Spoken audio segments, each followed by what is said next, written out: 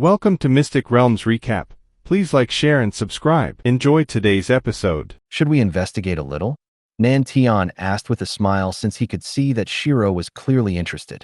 If she's distracted by this, she could take her mind off Fei Ling's death, and it would help her greatly. Yes, we should. We'll go along with the guild for now until we spot anything that might be of interest. I'm thinking that there might be a large battle since demons are swarming and despite the clear disadvantage. Perhaps they want to retrieve something that is important to them. Shiro nodded her head. Waiting around for a bit, she listened as the guild master started to explain a few roles for the adventurers to do. First role is the attackers. We'll dispatch you to intercept the demons that are approaching the city in order to slow their advance. As you are not researching the actual site that has appeared, your rewards are going to be different due to how many of you there are. However, you have my word that you'll be rewarded to a satisfactory level. The second role is scout. You'll be tasked to venture inside the site and find out what's happening along with relaying the information back to us through the third group of people, the checkpoints. These will be people who are very fast and can disengage from a fight easily. You'll be tasked with passing on the information in case there are some jamming involved. If not, you'll assist both sides of the battlefield. Whether that be the scouting team or the attacking team, you need to be ready to do both. The guild master explained as the adventurers looked at each other with a frown. Obviously, they wanted to go to the site since it gave them a chance to enter the national treasury, but they also knew that they might not be able to figure out the situation.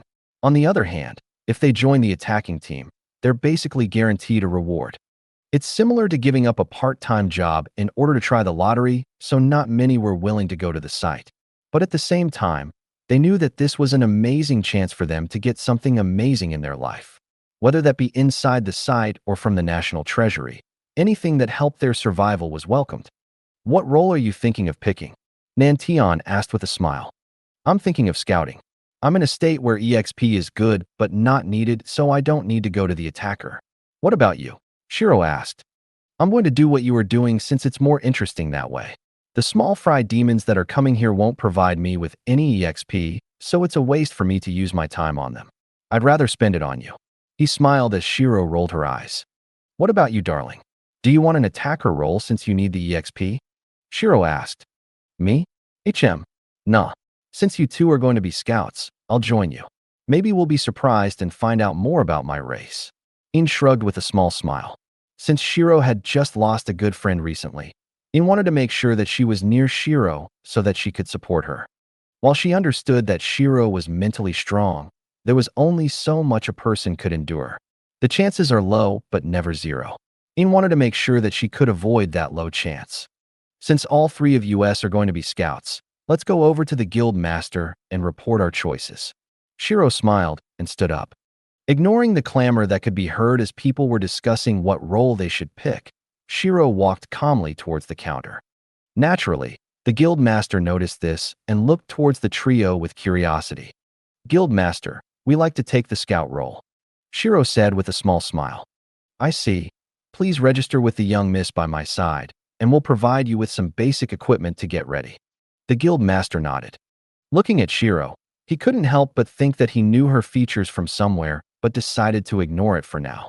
He was the guild master, and seeing faces every day was common for him. Walking over to the young miss that the guild master had pointed to, Shiro brushed her hand against the computer and made a few fake IDs for all of them. Done.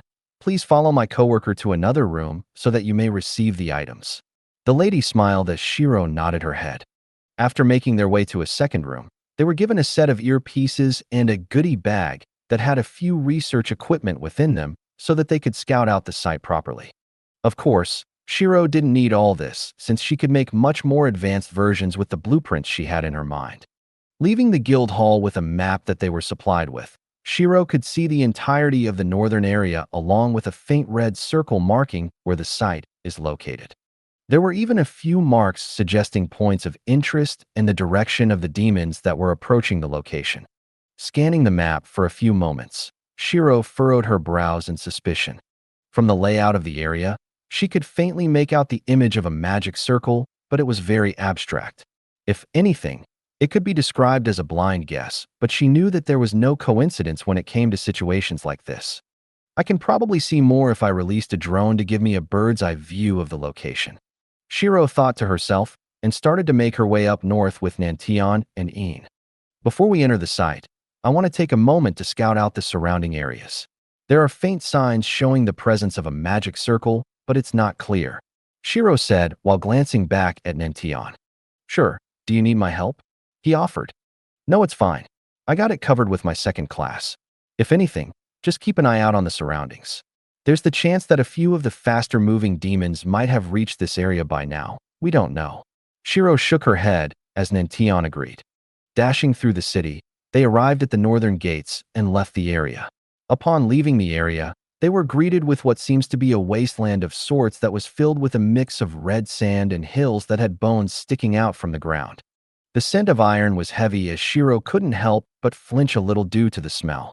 Since her senses were extremely sharp, the impact of this was much harsher on her compared to other people. Take this, it might help you with weakening the iron smell, Nantion said, pulling out a locket. However, Shiro only shook her head. Don't worry about it too much. It's only the scent of blood. I'll get used to it. Diminishing my sense of smell would actually be bad since you don't know when it would come in handy, Shiro replied. Making their way through the wastelands, they were ambushed by a few of the monsters unique to this city, but they were swiftly dealt with by Een. After obtaining Fei Ling's final spark, Yin's fire seemed to have become even more potent, as a single swipe of her fire would reduce a portion of the monster's body to ash. However, there was something strange that Shiro had noticed. On top of reducing their body to ash, she could spot a faint layer of ice forming on the body. Once she had discovered this, she paid more attention to the next time Een used her flames and discovered an interesting property. Before the fire would come into contact with the monster, ice would form and act as a fuel of some kind. The moment the fire comes into contact with that ice, a highly volatile reaction would occur and the monster's body would be reduced to ash. Understanding that the ice was used as fuel for the fire, Shiro couldn't help but wonder if this was inherited from her. After all, Fei Ling was the source of Yin's fire. So, the source of the ice could potentially originate from her. Thinking of this, Shiro couldn't help but shake her head with a soft smile. To think that she actually had a child with another woman despite their mismatched anatomy was a rather curious phenomenon. Granted, all she did was provide blood for an egg, but it was still rather strange. Dismissing the thoughts from her mind, she made her way to the site without any detours. On her way to the site, Shiro raised her hand into the air and several drones were created. Setting a command for them to spread out, she created a tablet so that she could see what the drones were seeing. Unfortunately, after the drones reached a certain height, they were destroyed promptly due to a barrier of some sort. She tried to send up drones a few more times, but the result was the same. Furrowing her brows, Shiro had a serious expression on her face. What's wrong? Nantion asked curiously, as it was not often that Shiro would have this kind of expression. The drones were destroyed by a barrier. Seems like there's something jamming the airspace in the area. Shiro replied with a sigh and dismantled her tablet. Seems like we'll need to do the scouting ourselves, but I'm not sure how the barrier would react to us. It was quite hostile to the drones, so I'm not keen on taking too many chances, she suggested with a frown. We'll take things a bit slowly then. It isn't as if there was a time limit or anything. Plus, who knows, we might be rewarded for our patience. Nantion laughed as Shiro agreed. As for Een, she was eating a mana stone lollipop since she had nothing else to eat. What? Een asked, seeing Shiro's eyes turn to her. Nothing. Just stand there and look pretty for Mom. Shiro joked, as Een only shrugged. Since we can't use drones, we'll have to map out the entire area bit by bit. Take this, and I'll need you to scan the area around here, Shiro said as she created a scanner for Nantion. So you just want me to fly around this area and scan the entire place? He asked curiously. Yeah, I'll be helping, but do note that you need to slow down considerably so that it can actually pick up details on the ground. Since there seems to be a magic circle of sorts, I don't want to risk the chance of missing anything. Shiro replied. Sure. For the next few minutes, they continued to fly through the wasteland while making sure to record every single part of the place down with the scanner. Naturally, there were a few confused stares from the people who arrived later than them, but they didn't care. Scouting the site was basically a race, so time was valuable. Most would just scoff at her attempts and laugh, while a few others would be curious. One of them was a young lady by the name of Nim. She had short black hair, black eyes, and a small scar just above her left eye. She wore a white t-shirt, a black jacket, and a pair of black jeans. Watching Shiro and Nan Tian fly through the wasteland with scanners in hand, she couldn't help but wonder if there was something strange about the place beneath her feet. Around her was quite a large group of people, as they were all her subordinates. Do what the girl is doing and map out the entire area with every single detail you can find. Don't miss out on anything. Nim ordered as the group nodded and followed her order. While her subordinates were following her orders, she made her way to Shiro. MN. Noticing the new arrival, Shiro paused what she was doing and looked towards the girl. Hello, my name is Nim. I'm a part of the ruin investigation team, and I was wondering what you were doing in the wasteland. Nim asked with a smile. Ruin investigation team? Shiro raised her eyebrows. Regardless of who she was, Shiro wasn't about to tell her what she knew unless the circumstances changed. Yes, our group primarily investigates ruins and historical sites that may not have belonged to our world. Seeing as how you are investigating the surrounding areas rather than the actual site itself, it seems to me that there is something of importance out here. Nim said as Shiro shrugged. Maybe, maybe not. Though tell me, if you're investigating ruins that are not a part of our world, do you have an idea of what this site is? Shiro asked. If she was able to get some information from the girl, then it would be quite helpful. A little, but it's at a price. Why don't we do a trade? Nim smiled as Shiro narrowed her eyes. What kind of trade? You tell me why you're scouting the wasteland, and I'll tell you a bit about what I know. Nim chuckled.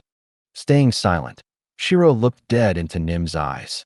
I decline, Shiro said as she flickered away from her spot and continued her scouting. Despite the rejection, Nim wasn't too fazed since she had expected this. She's already got her subordinates recording information down about this wasteland, so it was fine. In addition to this, she also had enough manpower for them to enter the site. Gather a few of our best men and prepare to enter the site. We'll go once we get some basic information about the wastelands. Nim ordered. ####. Ignoring the new group of people that had arrived in the wastelands, Shiro soon finished the scanning process with Nantian's help. Sitting down by a boulder, Shiro crafted a holographic device and started to piece together the information they gathered into a map. As the map was being completed, Shiro finally saw what was bugging her at the start. The magic circle that was etched into the sand due to the shift caused by the site's appearance. Narrowing her eyes at the faint outline of the magic circle, Shiro could pick up a few details, but a lot of it was hidden. It was akin to trying to read a book that had a word censored every few lines. A bit troublesome. I can spend time to estimate what it's trying to convey, but it might not be worth it. Shiro muttered with a frown. However, Nantian wasn't focused. He was constantly looking towards the east, as if something was grabbing his attention. Lil Tian, Shiro called out curiously. Emin? Oh sorry, what were you saying? Nantian snapped out of his trance and looked towards Shiro. I'm just saying that I can spend a bit of time to decipher this, but it might not be worth it. Shiro repeated. Well, it's up to you what we do. I'm not underestimating the ability of those that have already entered, but I don't think they'll be able to solve the site that quickly since even the demons are interested. Therefore, you should have enough time. Plus, you can also rock up late and just steal some information from them. Nantian smiled as Shiro nodded. In that case, then I'll focus on deciphering now. Placing the device on the ground, Shiro created a specialized laptop and started to type away. Thousands upon thousands of magic circles started to appear on the screen as they were all the ones that Shiro had seen before. Through breaking down the rune language used for the magic circle along with the continuity of the language, she was able to slowly figure what each section of the magic circle was trying to say. While this was all happening, Nantian asked Ian to look after Shiro as he had to excuse himself for a moment. Disappearing from his spot, Nantian dashed towards the east. Landing in the middle of a dead forest within the wasteland, Nantian took off his mask and his face was furious. A hateful glare could be seen in his eyes as stared off into the emptiness. Come out. What's your goal, flaunting your aura so blatantly like this? Nantian hissed. If Shiro was here, she'll be surprised at how much hatred Nantian was exhibiting right now since he was usually calm. I'm not flaunting my aura now, am I? After all, you're the only one who detected me. A voice replied, but nobody appeared. No sh*t. If I had to live near you for a majority of my life, then obviously I'd recognize you. My question is, why are you sending a precious avatar into this place? What is your goal? Nan Tian warned as he was reaching the limit of his patience with this man. Nothing much, just curious as to what the little boy I had picked up before is up to. I'll be honest though, I'm surprised that you had actually appeared at one of the anchors. Fate a strange thing, wouldn't you agree? Haha. However, there is one more thing that's drawing my interest. The white-haired girl. She seems quite precious to you. If I kill her, would you fall? The voice laughed as Nantian immediately created a white sword from his mana and slashed with everything he got. Suddenly, the space around him seemed to twist, revealing a man that seemed to have been forced out of a dimension of sorts. Swinging his sword for a second time, he cleaved the man in half. To think you had actually killed my avatar despite my preparations, my. You really have grown strong, haven't you? The man smiled as light faded from the avatar's eyes. Collapsing on the ground, Nantian glared at the dead avatar before burning it away to ash. This isn't good, he muttered before putting his mask back on. Where were you? Shiro asked curiously as she watched Nantian return to this area. I was dealing with a pest that had arrived in the area. Unfortunately, he's like a cockroach, so I wasn't able to deal with him completely. However, now that I know he's here, I want to warn you to turn back. The site may have more dangers than what we've anticipated. Nantian warned as Shiro could sense that he was frowning behind the mask. If you're going to talk to me seriously, at least take off the mask. Otherwise, it's like talking to a brick wall. Shiro shrugged. Staying silent, Nantian eventually nodded and took off his mask. Anyways, seems like you have quite the history with this guy, Shiro said with a smile. Yeah, and it's not a pleasant one. Nantian nodded and sat down next to her. Feel free to tell me anything that might be of use, I suppose. Since you look troubled, I'm guessing he said something rather shocking to you. Shiro asked since she had seen this situation a few times in her life. She wasn't a stranger to the look people would have after experiencing this. Shocking? I suppose so. He did mention something that you will definitely need to know. Oh, what's that? Shiro glanced towards him as she was quite curious. He called this place one of the anchors. Since the demons are moving and even that guy has interfered, it probably has something to do with the queens. Nantian replied. Pausing in her movements, Shiro narrowed her eyes and frowned slightly. I figured as much. She sighed. You did? Nantian raised his eyebrows in confusion. Yeah, because I'm beginning to recognize why I found this magic circle familiar. Shiro sighed. I never told you about how my memory works, huh? It's like a database. As long as I've seen it, I'll store it like data and access it whenever I want. If I find something similar, I'll start to reference it, and eventually, I'll get to the source. For something as obscure as this, it took quite a while to browse through all of my files, you know. Shiro chuckled. Wait, then that laptop? Nantian glanced over. Yup, it's a temporary host of all my knowledge pertaining to magic circles. I was referencing every single one that I knew. However, with your recent information, my suspicions were confirmed. You see, even after going through all my memories pertaining to magic circles and double-checking, I only found one file that was remotely similar. The totem incident in New York when the Black Monarchy summoned the otherworldly monsters. There were parts of the magic circle that slightly resemble the one we see in this wasteland. However, after you mentioned the word anchor, I understood that I was looking at this with a wrong approach, so I searched for a different file. One that involved my first meeting with one of the queens.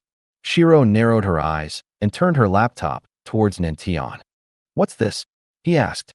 On the screen, he could see a city of ice and snow. Women were walking around while looking towards the camera and bowed in order to not attract attention to themselves. This was the site of the Queen of Ice's anchor, her frozen city. After you mentioned the anchor, I realized that I felt the scene in the wasteland was familiar due to the layout. If I was to make a 3D model of the frozen city using all my knowledge and shrink it down, can you see the similarity despite a few missing information? Shiro smiled.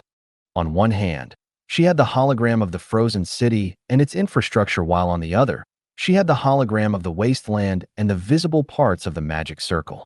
Overlapping the two, Nantian could clearly see how they were filling in the blanks and the connection points were identical. The only thing that was different was the center. If I'm not wrong, This is where one of the avatars of a queen will be since they are always near the anchors. Though that is just a theory, so it must be taken with a grain of salt. Shiro shrugged while glancing towards the magic circle. Are you able to decipher the meaning of the magic circle? Nantion asked. Unfortunately, no. I'm missing too much information to even begin to cross-reference with other rune languages. This is beyond me. Shiro sighed as there was nothing she could do. She didn't want to tamper with the magic circle either since it could lead to some disastrous consequences, and tinkering with something she didn't know was very risky. Regardless, seems like we've gotten all the information we needed from the outside of this place. Shall we head inside and see what this place has to offer? Shiro suggested with a smile. Naturally, neither Nantion or Een disagreed, so the party started to make their way to the site. Of course, the members of the ruin investigation team noticed this and sent a message to Nim.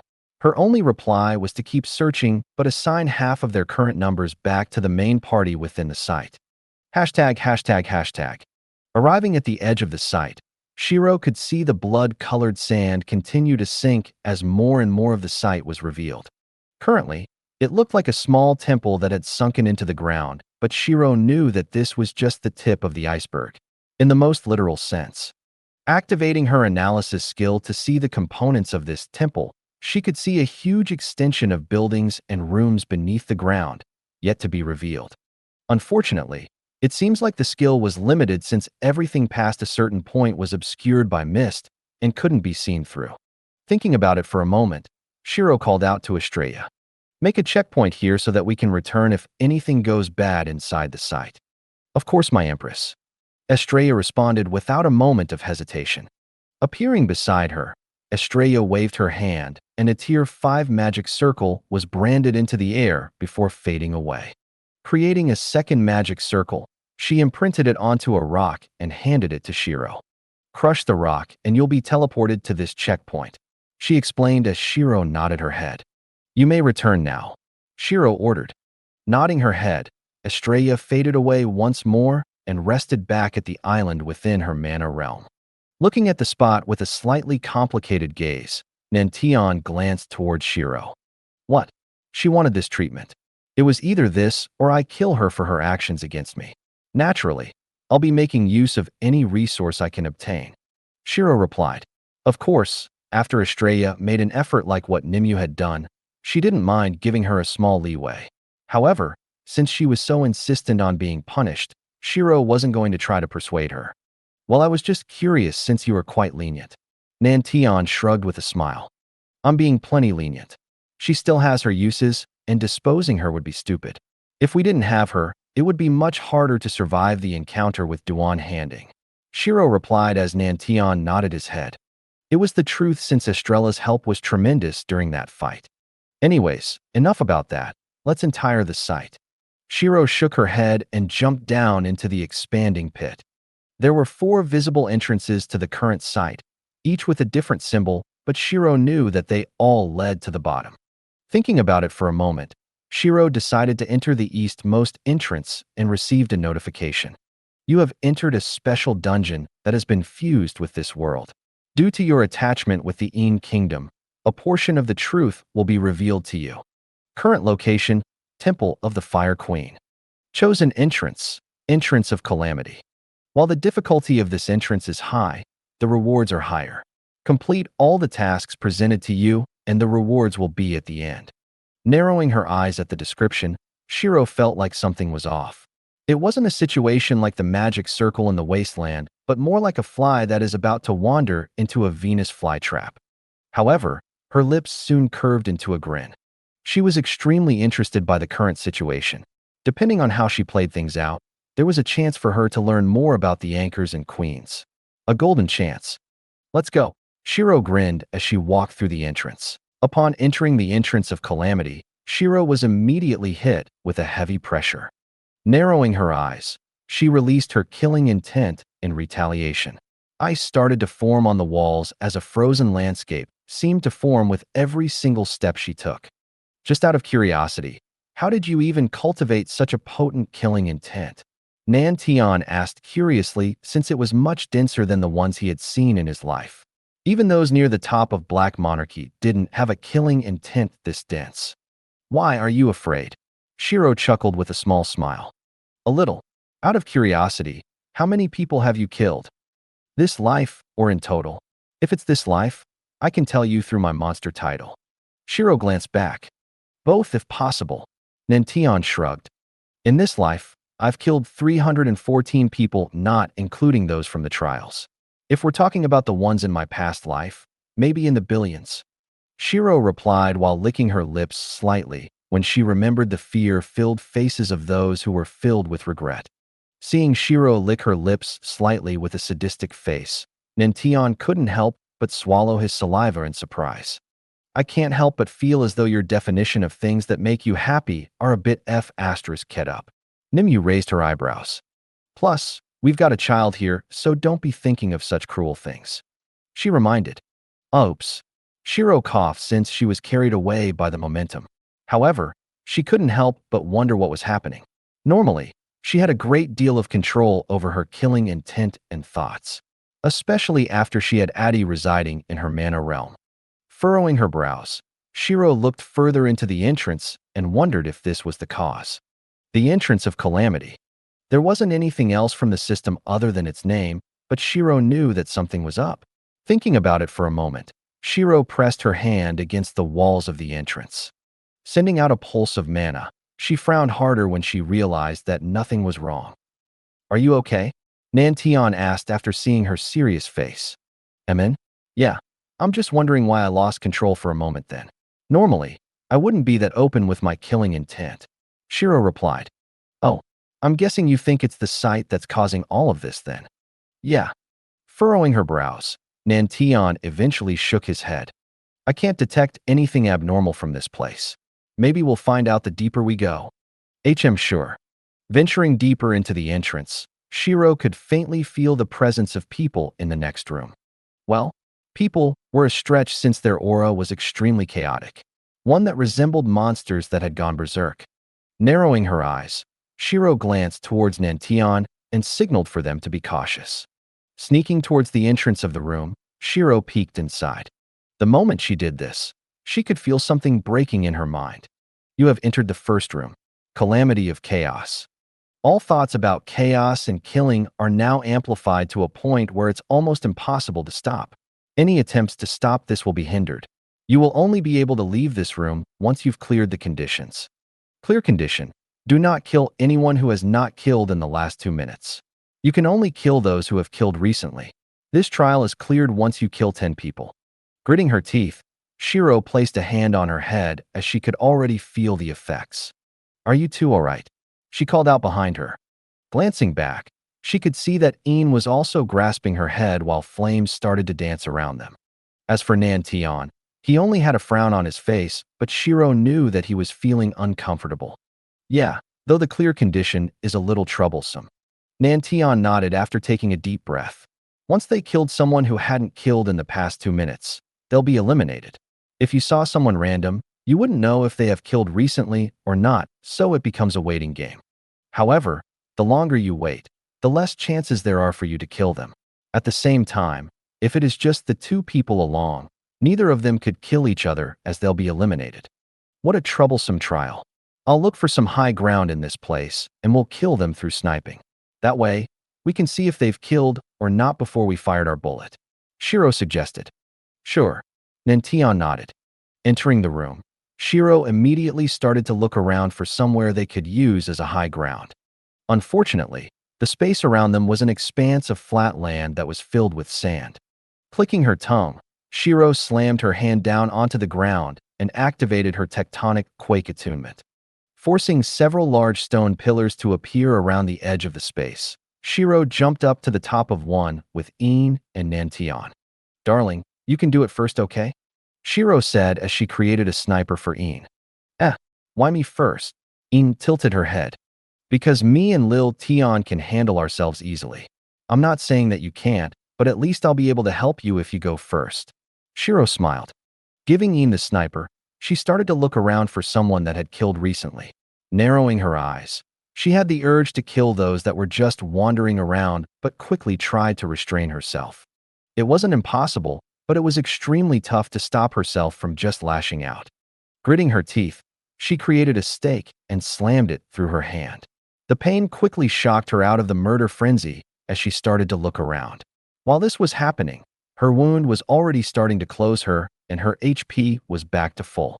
You know, every time I see your regeneration, I'm always astonished at how strong it actually is.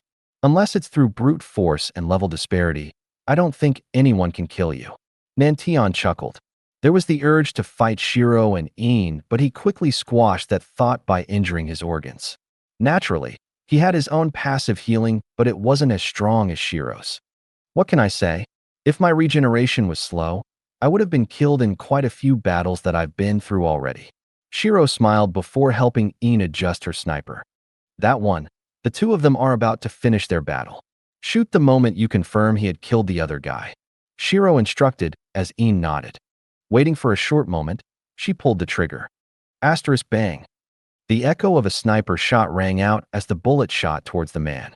Before he could even relish in the ecstasy for killing someone, a bullet destroyed his head as he slumped to the ground, dead. 1 down, 9 to go. ####. After helping Een hunt the 10 she needed, a magic circle opened up beneath her as her body started to fade away. I'm guessing that's you going to the next room. Don't go too far, we'll be right behind you. Shiro smiled as Een nodded her head. Once Een faded away, Shiro glanced towards the battlefield with a frown. Numbers are dwindling. I'm not sure if we can get enough kills to proceed onwards. Nantion sighed. I think we can. There are already more people than there should be in this room. I made sure to remember the faces of those who came before us, and none of them are here. This means that the people have come from elsewhere. Shiro narrowed her eyes. Let's be patient for now. New participants should be coming soon. She muttered and looked through her scope. Making a second sniper for Nantion, they started to look for any prey that could be killed. As time passed, their number of kills slowly increased since the number of the participants would be refreshed every so often. There were a few people who wanted to attack them, but Shiro would leap away using Rift Strider and shoot from a different spot. Soon, both of them reached the required number of kills to advance to the next room. Magic circles opened up beneath them as their body faded away. Calamity of Chaos cleared. You have entered the second room. Feeling the strange sensation disappear and her control over killing intent returning, Shiro opened her eyes and looked around her. The moment she opened her eyes, a blush immediately appeared on her face since she couldn't believe what was happening. Second room, Calamity of Lust. Your resistances to lust have been severely lowered. Clear condition, do not give in to lust and make it to the end of the room. The moment you do, you will be eliminated.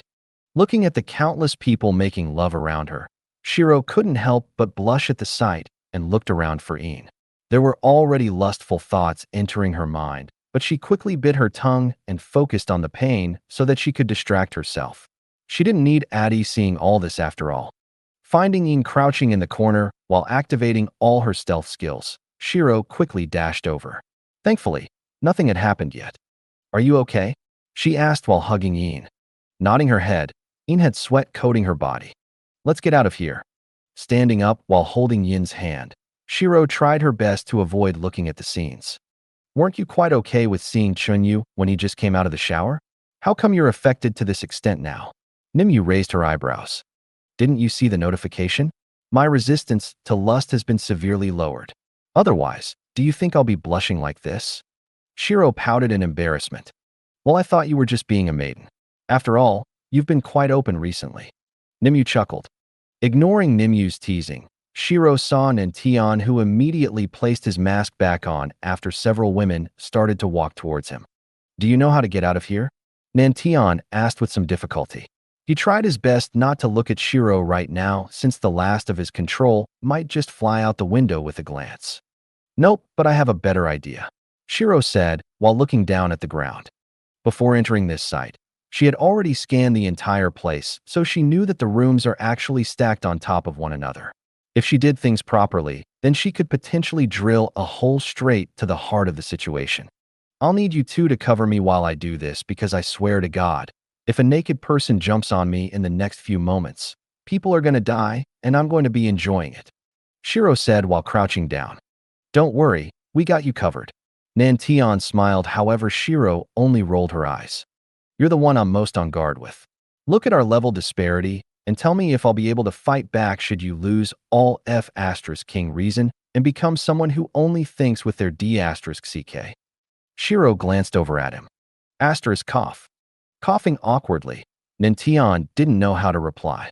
Shaking her head, Shiro ignored the two and started to look for a good spot to start her work. After finding a suitable position, she slammed her hand down as a tier 4 magic circle expanded out from her palm. Activating her tectonic quake attunement, the ground started to shake as dust fell from the ceiling. However, despite the room beginning to cave in onto itself, there were still people committed to the act, and Shiro couldn't help but praise their tenacity. Aryenjiyo. Asterisk rumble. As she increased the output of her spell, a fifth layer started to flicker on her magic circle, but was unfortunately not able to become a tier 5 spell. However, it was enough for her goal. Warning. Pseudo-Dungeon's trial is being forcefully broken. Effects of Calamity of Lust is being cancelled. Asterisk bang. Shattering the floor into pieces, Shiro could see the people coming back to their senses as they were falling through the ground. Grinning slightly, Shiro grabbed Een into her arms and started to slow down their descent. Due to the situation in the Calamity of Lust, your results are now being calculated. You have met the clear condition despite the anomaly, so you are granted access into the third room. Those who have failed will be teleported out. Ouch, that's gotta be embarrassing. Shiro laughed while looking up at the disappearing figures. Just imagining their faces when they're teleported out of the sight nude gave her a good chuckle. You have entered the third room. Calamity of Laziness. To clear this trial, you have to find the motivation which propels your life. If you don't, you will fall into a deep slumber that is hard to break free from. Raising her eyebrows, Shiro wondered about what propels her life. It was simple. To kill the light bastard and survive the age of demons and gods. Shiro thought with a smile. Unfortunately, this was not enough. That is a temporary goal. Clear conditions have not been met yet. Sleepiness will now build up. Huh. Tilting her head, Shiro frowned when the trial seemed to reject her answer. Thinking about it for a moment, she could see where it was coming from. Once she survives the age of demons and gods, what's next? What did she want to do with the rest of her life? While she was wondering about this, a light had already enveloped Nantion's body.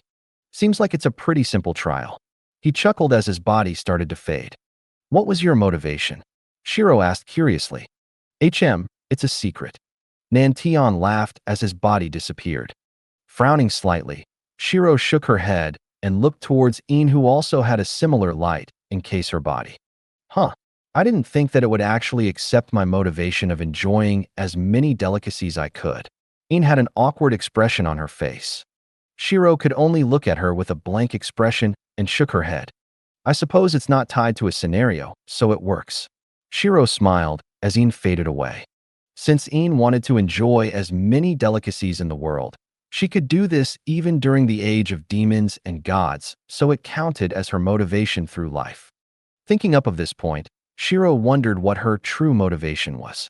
She knew that she felt most alive when fighting things and testing her capabilities, but there was a limit to it. What do I want to do? She muttered while landing softly on the third floor. Looking around her, she saw that it was similar to a meditation room of sorts, one that allowed someone to calm their minds. However, Shiro didn't care about the environment since she could be calm anywhere. What she did care about was what she had wanted to do. Does she want to keep fighting? No, because even though she felt alive when fighting, she knew that there was a limit and that eventually it'll break her. Does she want peace? This was a confusing question for her. While she does want peace, she was someone who couldn't live without violence. Fighting people/monsters allowed her to express the repressed stress that would build up, hence why peace was a confusing goal for her. She did have hobbies such as playing the flute or making juice, but they were only distractions for when she needed to go a long time without fighting. It's akin to a smoking addict trying to stop smoking through distractions such as eating a lollipop whenever they get the urge to smoke. For Shiro, this was a temporary solution to a growing problem. Do I want to create a family then? She wondered.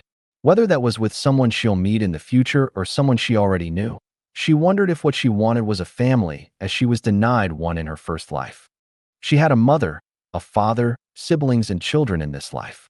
While she didn't give birth to them herself, She treated them as if they were. She wondered if that was what she had been aiming for this entire time.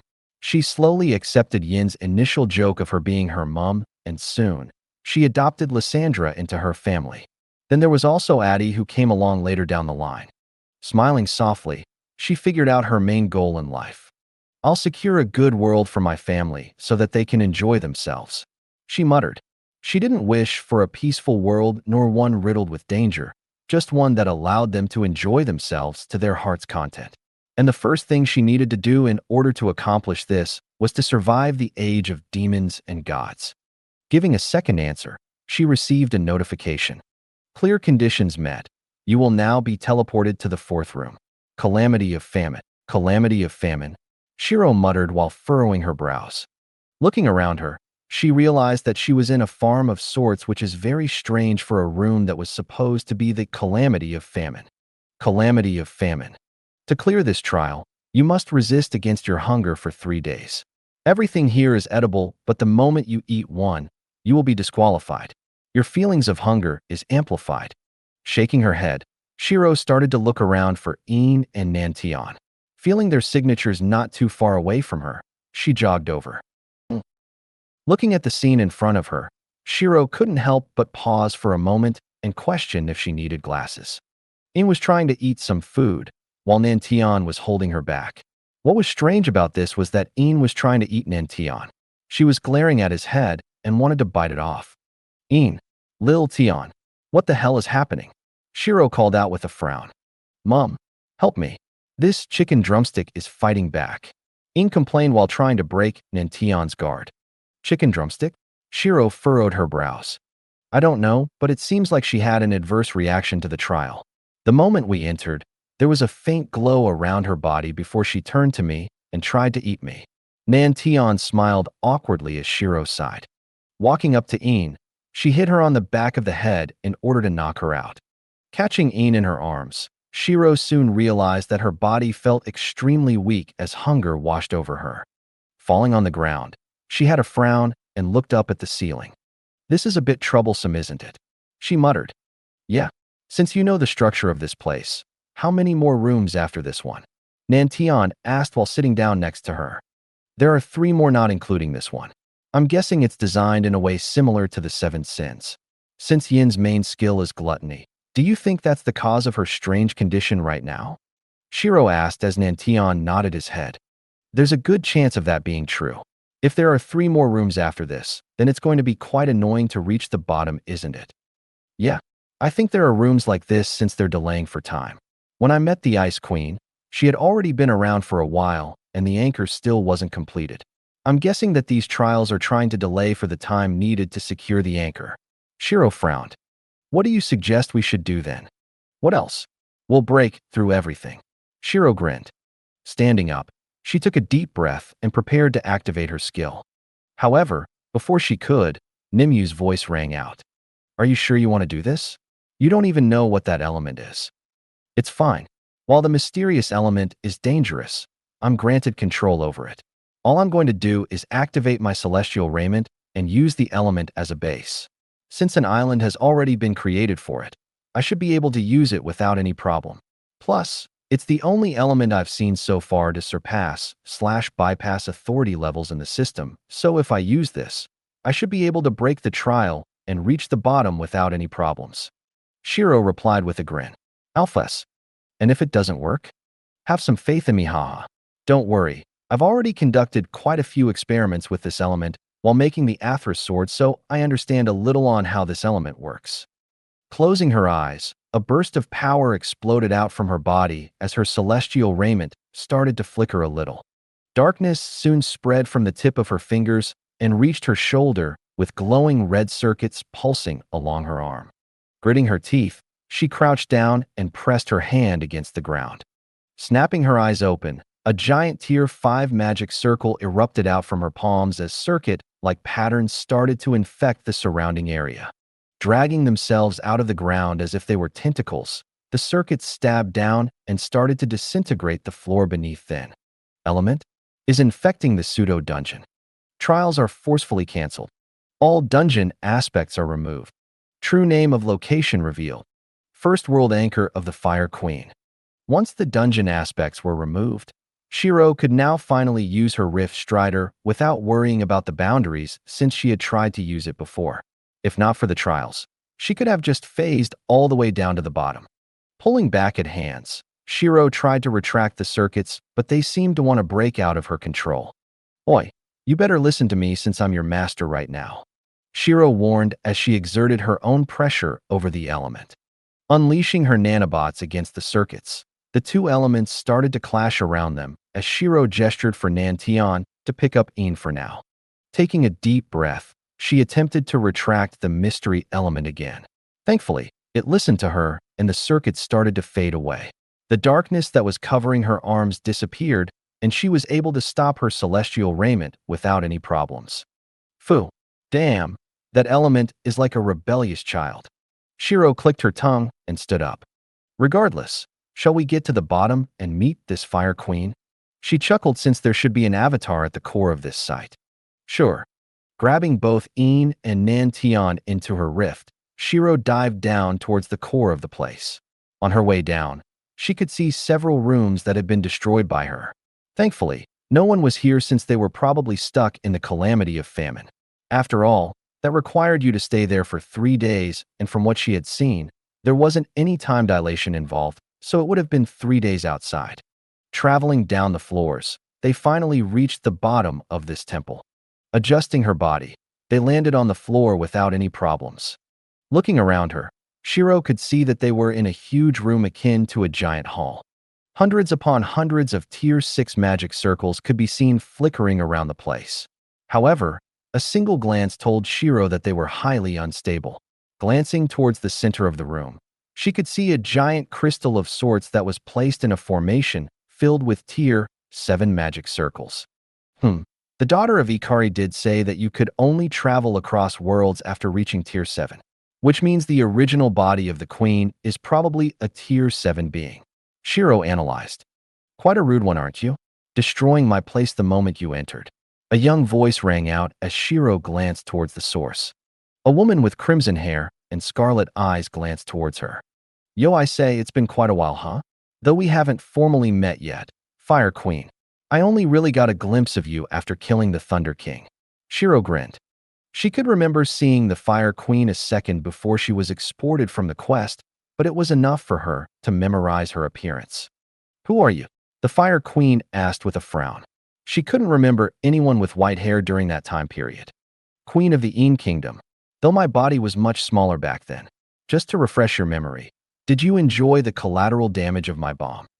Shiro chuckled since she had made sure that her bomb injured a portion of the Fire Queen's forces when it was detonated. So it's the dumpling from back then. To think I'd actually meet you there. Though it seems like we're going to be enemies since your killing intent isn't exactly friendly. The Fire Queen narrowed her eyes. Depends on how you look at things. I'm quite curious about the anchor. Mind explaining? Shiro asked with a smile. Not exactly. Figures. Before we do anything, mind telling me your name? Why? I need something to write on your gravestone after all. Shiro laughed. Before this conversation even started, she knew that the Fire Queen wanted to kill her.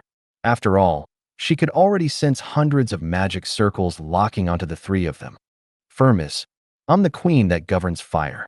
Firmis narrowed her eyes as hundreds of Tier 5 magic circles flickered into existence around her.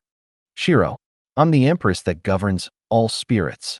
Shiro grinned with killing intent. Flickering towards Firmis, Shiro didn't hold back and activated her celestial raiment with Astral Rift as the base element. Shrouding herself in a cloak of shadows, her figure disappeared and reappeared behind Firmis. Surprised at the sudden burst of speed, Firmis could only shield herself with a rotating stream of fire. Sorry, I counter it. Shiro narrowed her eyes and pushed her palm out. Sending out a wave of cold mist, a torrent of ice shards pierced into the stream of fire and started to evaporate into steam. TCH. Clicking her tongue, Firmis jumped back and prepared to retaliate when Nantion appeared next to her. Hey, don't mind me. I'm just giving her a hand. Nantion laughed and sent an orb of light into Firmis' back, launching her body back towards Shiro. Seeing this, Shiro didn't waste the opportunity and brought out Athero with cosmic ice as the base element. Twisting her body, Shiro slashed towards Furmiz while activating her Takamikazuchi technique. Watching the sword slash towards her chest, Furmiz tried to raise a defense to block the sword. However, Shiro only smiled. Refraction, a skill that allowed her to duplicate her sword and camouflage its location. In addition to this, Shiro had also enhanced her sword with Celestial Path, making it so that it was able to negate any barrier that Furmiz would have tried to activate. Asterisk ping. Shattering the initial barrier, her sword phased past Furmiz's guard like a ghost and stabbed deeply into her chest. Ku. B asterisk tch.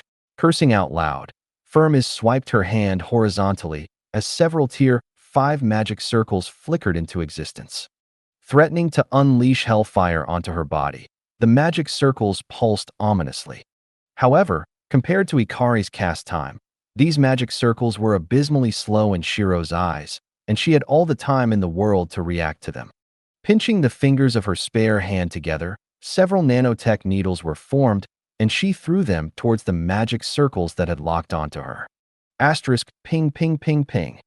Shattering into tiny pieces, Furmiz's guard was once again open for Shiro to attack. Watching the sword come towards her, Furmiz panicked.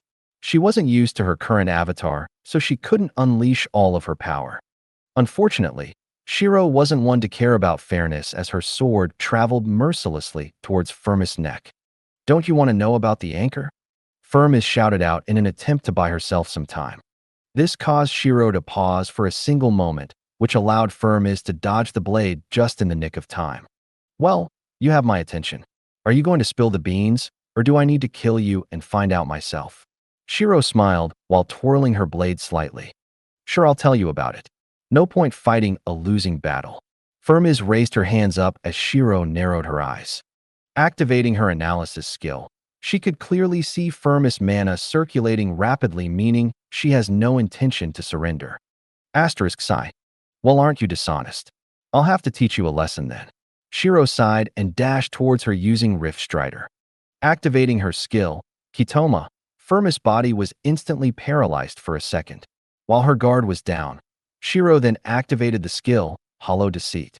9 phantom copies of her figure flickered around her as she stacked up quite a few assassination-type skills into a gauntlet of sorts. Stabbing her sword into Furmiz's throat, Shiro didn't hesitate and decapitated her in an instant, sending her head soaring through the sky. However, as she did this, Furmiz's body exploded into a ball of fire, causing burn marks to appear on Shiro's arm. Furrowing her brows, all Shiro did was flare her life fire for a few moments, and her wounds were gone. With how high her INT stat was, her life fire was basically an instant heal at this point. Naturally, the MP cost was super high, but it was a drop in the bucket for Shiro's 1 billion worth of MP+. It would regenerate all in just a few minutes due to the passive effects of her sword. "You're definitely higher than level 200. Do you really think that your disguise can fool me?" Furmiz narrowed her eyes as her body slowly reassembled not too far away from Shiro. PFT. Haha. Lil Tion, did you hear her? She thought I was lying about my level. Shiro laughed as Nantion could only look at the woman with pity in his eyes. As she was a mage, Shiro was the literal definition of her natural counter. All of her skills revolve around denying a mage of their best weapon. Unless her cast activation was to the same standard as Ikari, there was no way she could pull off a high-level attack-type spell without Shiro editing it first. Meaning, there was no way for her to fight at 100%. Hell, he didn't even think she could fight at 10% of her power against Shiro. At the same time, just because she was set up to completely shut down mages doesn't mean her hand-to-hand combat was weak either. In a situation where she is fighting against a fighter, she had a myriad of skills to help her even the playing ground. Whether that be physical enhancements, trickery, or shields, she had them all. To summarize her situation, unless you could suppress her through brute strength alone, you should give up on any thought of dealing with Shiro lest you piss her off, and she comes back with a vengeance. She was akin to a tiny snowball that someone rolled off the top of a snowy mountain. This snowball will eventually become an unstoppable avalanche.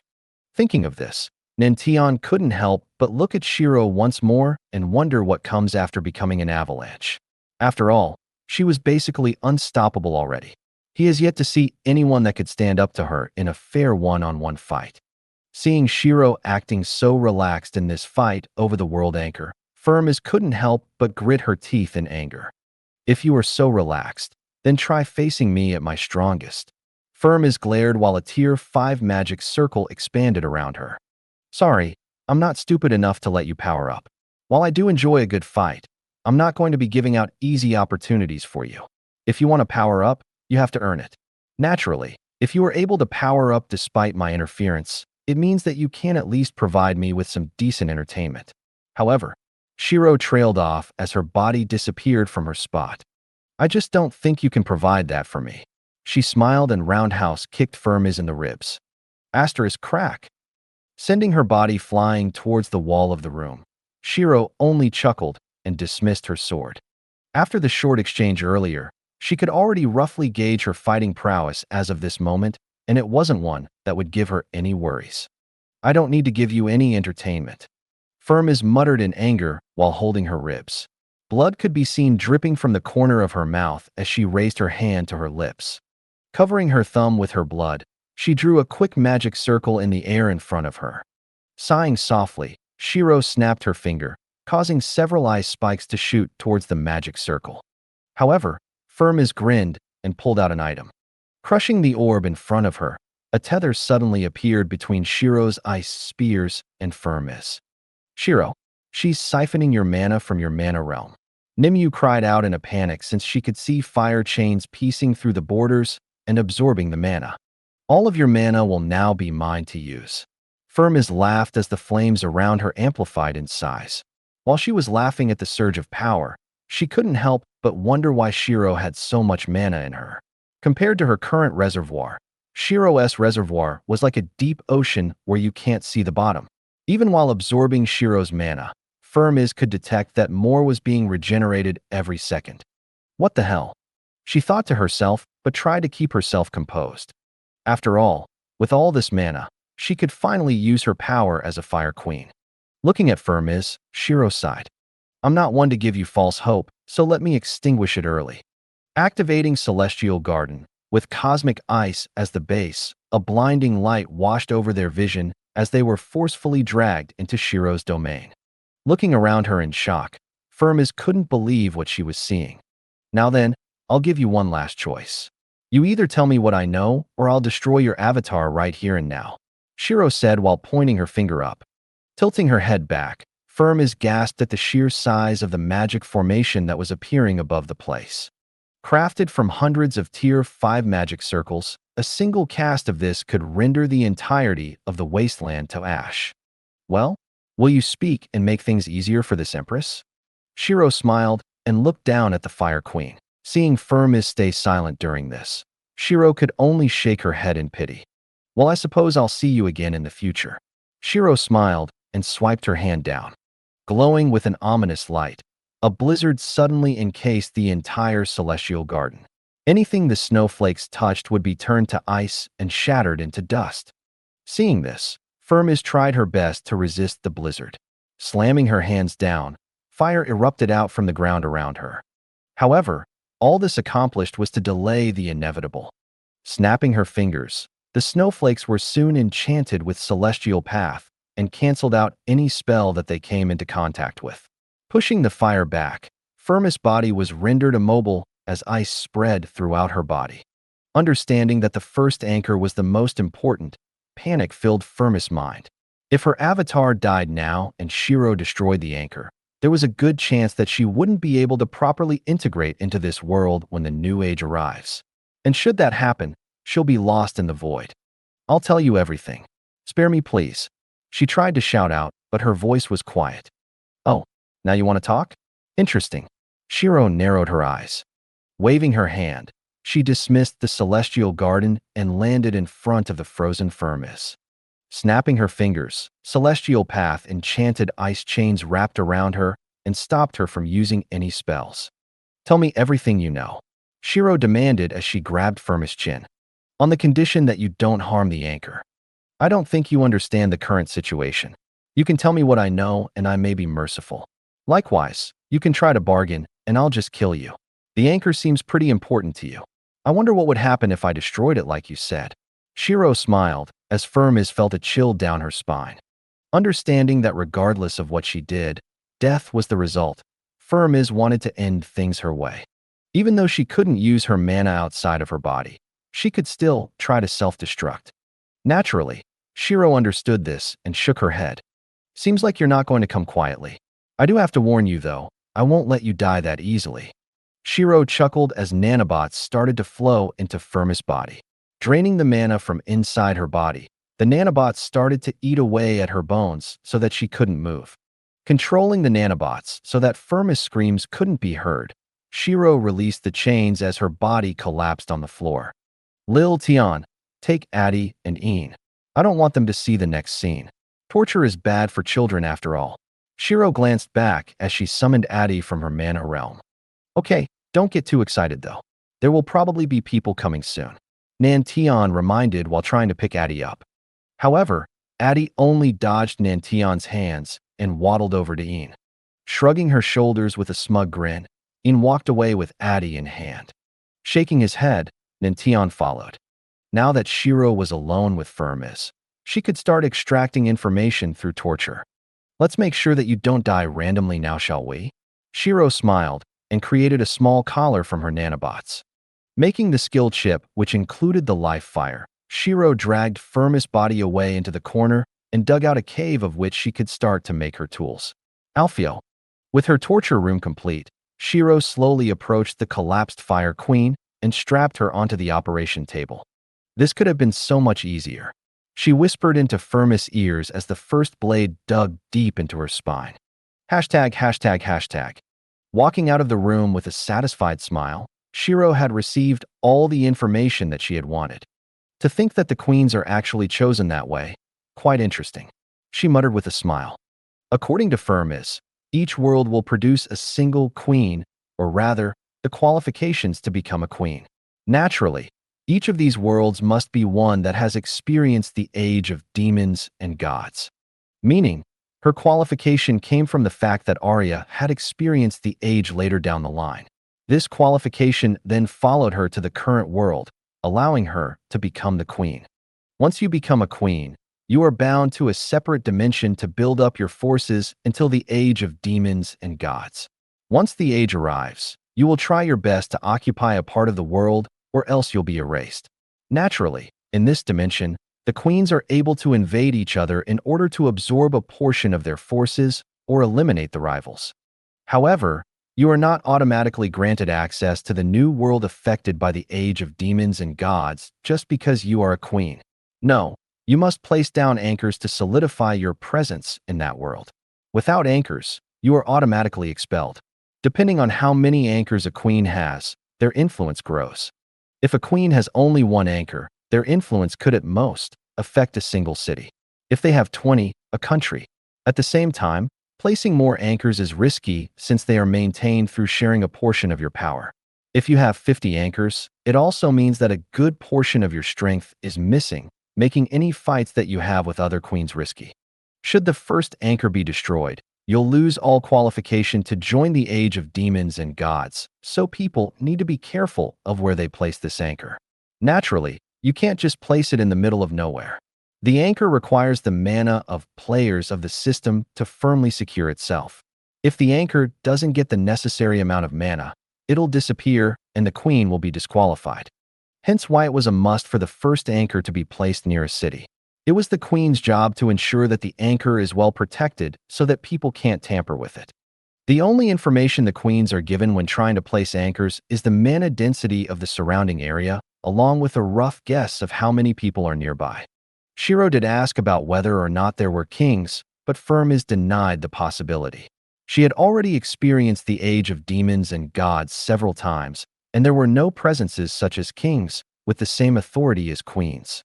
However, her biggest reward for the torture session was understanding the reason for why the age of demons and gods even exist. It was to test the world and see if it could handle the power of multiple worlds fusing into one, as well as the presences of those that have attained divinity.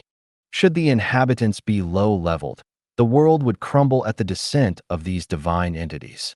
On the other hand, Should the inhabitants be high enough level and the world passes the first test, a giant competition of sorts would happen between the queens, the gods, and the demons. They will need to try to occupy as much of the world as they could, and should they succeed, they will receive the highest form of reward. Unfortunately, Firmis didn't know what it was since no one had achieved that. The world could not handle the extended period of fighting between higher beings and eventually self-destruct. Meaning, there were several things for Shiro to consider if she wanted to survive the age of demons and gods, but the main goal was for her to dominate the entire world and put it under her rule. If not, the world will be doomed. In addition to this, she remembered what the Celestial Empress had told her in the trial. With her world being one of the last gardens to experience this extinction-level event, and it could potentially be the last. Looking at the anchor in front of her, Shiro narrowed her eyes and pressed her palm against the surface. The more queens I eliminate now, the better it would be for the future since the stress caused onto this world will be eliminated. She muttered and sent a shockwave through the crystal, shattering it into pieces. Asterisk rumble. With the destruction of the anchor, the walls around them started to collapse as Shiro quickly looked for the others. Finding them just outside of the room, she grabbed them into her rift and dashed out of the sight. Leaving the site, Shiro glanced back and saw the entire place collapsing on itself, while the surrounding adventurers could only look on in confusion. I'm guessing you managed to get the information that you wanted, otherwise you wouldn't destroy the anchor like that. Nantian chuckled as Shiro nodded her head. Yeah, and let's just say it's not exactly the best news.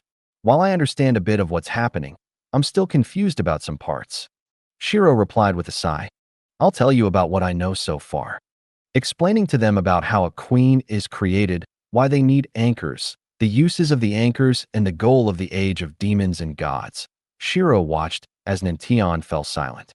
Scratching his head, he shrugged his shoulders. Seems like you got quite a few things laid out for you to do. Indeed. Say, do you think I need anchors myself? I know that the anchors are used as tickets for the queens, but I'm already in this world, so I don't need the ticket. At the same time, I need to dominate the world, and the anchors are what I need to extend my influence. Shiro frowned. Well, you've just basically answered your own question, then haven't you? Nantian smiled. Let me rephrase then. How would I place down an anchor? All I know so far is that the queens are given a map by the system, and wherever they choose on the map will become the location of their anchor. She didn't say anything about how to place one down manually. Shiro frowned. That is a worry. Perhaps you'll get an option similar to that when the age starts? I mean, you're basically granted a free pass to enter the new age, so I don't see why you need to place down anchors right now. Nantian replied as Shiro nodded her head. I suppose being able to place anchors around all the major cities to increase my influence would be unfair. However, now that I think of it, I don't even know what it means by influence. I should have asked her about that as well. Shiro frowned and sighed softly. There will probably be more chances for you to find more queens to question later. Let's not be too hasty now. Speaking of being hasty, I never figured out why the demons are coming here. Shiro said while turning her head towards the direction of where the demons are approaching from. Should we stick around for a bit more then? Nantian asked. Thinking about it for a moment, Shiro nodded her head. That would be good. Plus, I'm also curious about the guy that you met earlier. You said that since he is interfering with this, the site might have more dangers than what it seems. However, so far, there's been nothing of that kind. That's a good point. It's a bit too peaceful, and it's not like that guy's style at all. If anything, we should have been surrounded by explosions and things trying to kill us right now, but there's nothing of the sort. Nantian frowned as Shiro nodded her head. In that case, then how about this? I'll set down a few cameras around this area along with a teleport node so that we can get back quickly. The moment we detect anything that's off, we'll come back. Shiro suggested with a smile. Sure, that sounds good. Nantian agreed. Hearing this, Shiro started to make a few cameras along with some scanners to detect the average mana density. If the values suddenly increase, she'll know that something is up. Creating a few drones that have the camouflage function, she had them carry the cameras across the current site. Once the cameras were in place, she snapped her finger and destroyed all the drones since she had no more use for them. Estrella. Shiro called out and summoned Estrella out from the mana realm. You called Empress? Estrella bowed. I need you to make a teleport node in this current spot. Understood, nodding her head. Estrella waved her hand, and a Tier 5 magic circle was once again branded into the air and faded away. Creating a second magic circle on a rock, she handed it to Shiro before disappearing back into her mana realm. After all, she had already explained to Shiro how to use the teleport node. Right then, shall we go to where the demons are? Shiro smiled. Sure, though we do need to report back to the guild with what we found. Nan-Tion chuckled since he doubted that Shiro would even bother. They got other people to report back their findings. Shiro waved her hand nonchalantly. There's no point in giving the guild of this city the information about the anchors since there's nothing that they can do to begin with.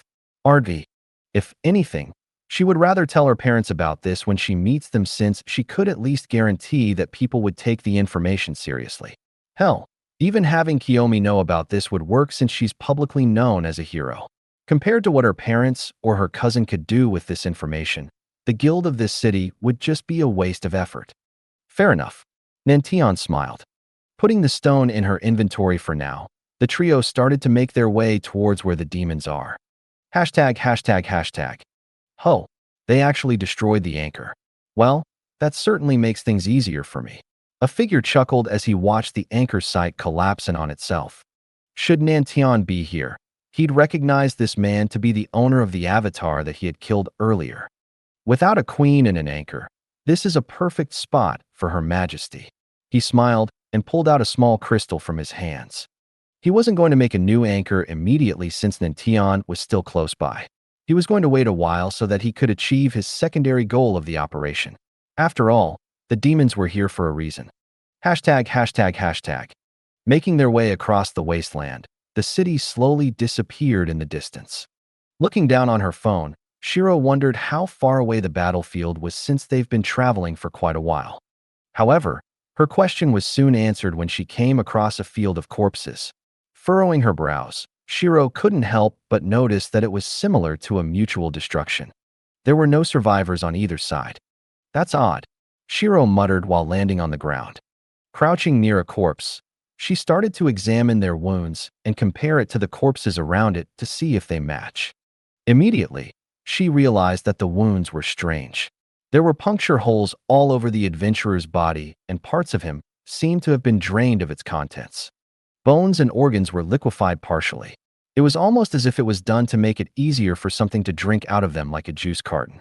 Narrowing her eyes, Shiro started to compare this type of wound with the monsters that she remembers in her database. A few similar records could be found, but there was nothing that matched as she would have hoped.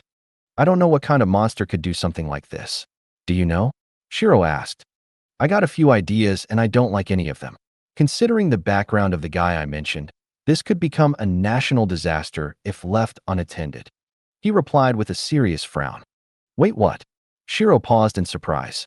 While she didn't know exactly what a national disaster contained, just the name itself gave her an idea. As she was still only a level 200, despite having the power to fight against some class beings, she wasn't too excited about facing something that could become a national disaster. Don't worry about it too much, though. If it was indeed national disaster level, we wouldn't even see corpses right now. It should still just be a juvenile if I'm not wrong. Nan-Tion smiled and pressed his hand against the ground. Closing his eyes, he sent out a pulse of mana. Suddenly, hundreds upon hundreds of glowing spots could be seen far below the ground. Well, this is certainly out of expectations. I thought I'd see one or two, but instead, we have an entire hive. The man must have really put an emphasis on this location. Nan-Tion narrowed his eyes. What are they? Shiro asked curiously. Vampiric death worms. Upon hearing the name, Shiro's pupils constricted since she remembered the appearance of one in Japan when she was still Kuromi. **CK. Shiro muttered as she brought out her sword.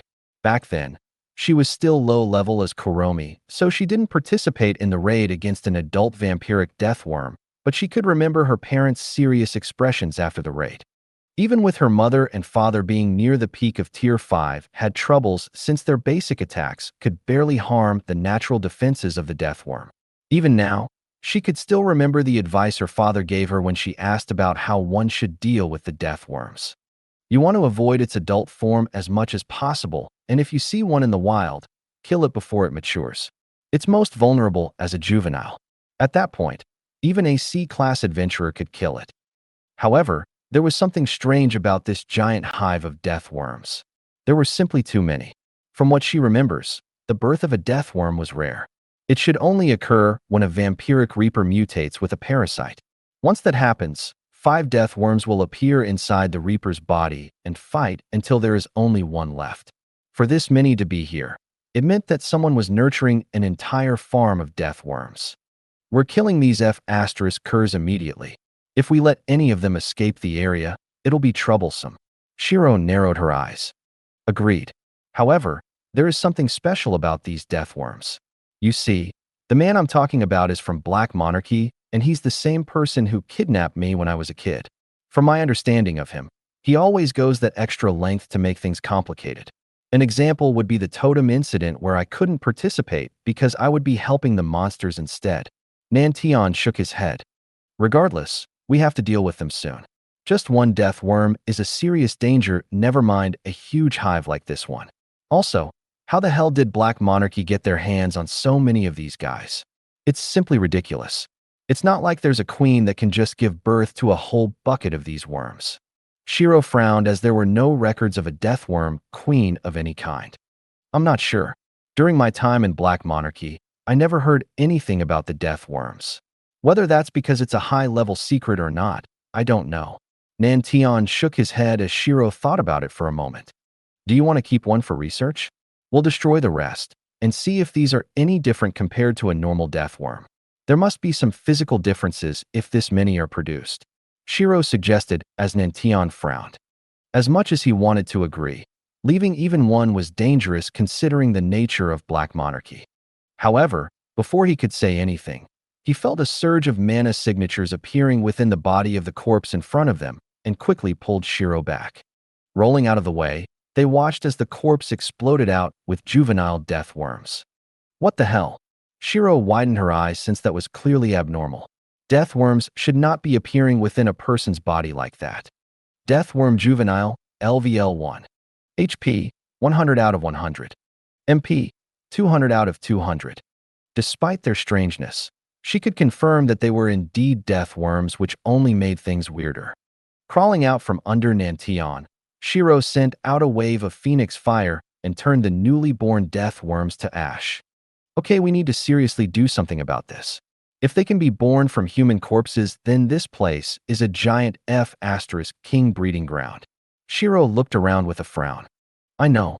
We might have to give up on finding out their physical differences since this could be infectious. If we brought it back to a place where there are more people, we could accidentally create a breeding ground bigger than this one. Nantion furrowed his brows. MN, let's just kill all of them. Since there are a few underground, I think I might have to make some geographical changes to the map. We can't let any of them escape. Shiro nodded and pulled out her Asteria's embrace bow. All right, are you going to use the spell you used in Kyoto? You know, the one that obliterated all the shrines? Nantion asked. You know about that one? Shiro raised her eyebrows. Yup, I got eyes in every city after all. If you're going to do that, I can help you upgrade your magic circle so that it's more potent. Nantion suggested as Shiro immediately shook her head. Nope. What? Nantion tilted his head. Remember what happened back in New York? Then who knows if your help will make it so that you cannot kill a final boss should it appear. We'll just use the bare minimum force needed to kill all these worms, and it'll be fine. Shiro reminded as Nantion paused. Fair enough. There was more damage done to New York than what I had anticipated since I couldn't participate due to the circumstances. It's all on you then. He smiled and stepped back with Een. Nodding her head, Shiro looked around for a good spot to set up her spells and found a small hill to the south of their location. Flying over to the hill, she slammed her hand down and created several nanotech amplifiers. Once the amplifiers were created, she snapped her fingers and a giant Tier 5 magic circle started to expand with her in the center. With the preparations complete, she raised her hand into the air and started to recreate the magic formation that she had used in Tokyo. Asterisk whistle. It's really impressive now that I see it from this close. Nantion muttered as Een nodded her head. A Tier 5 magic circle was hard enough as it is for B-ranked adventurers to create, while formations were a whole new level. For Shiro to be able to do this with such ease, Nantion could tell that her analytical power was at the extreme. However, that's to be expected when she can literally create a computer that holds all her memories about magic circles in a flash. Reaching out with his hand, he could feel the mana drain from the surroundings as it surges towards Shiro. Fu. Breathing out softly, Shiro activated her celestial raiment and chose Void Star as the base element. If she wanted a wide attack to kill an army, she could use Cosmic Ice since the passive skill of this bow would be enhanced. However, since she only needed to obliterate a single area, using Void Star would be best.